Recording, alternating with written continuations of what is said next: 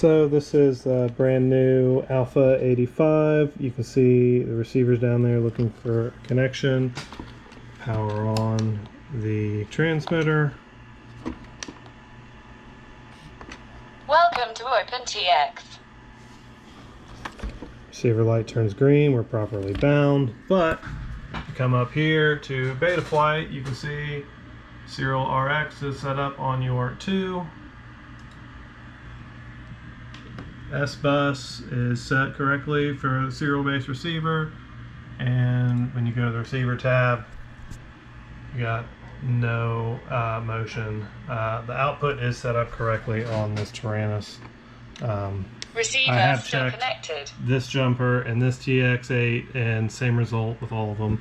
And the last part is this motor. It's got like glue in it or a bad rep washer or something.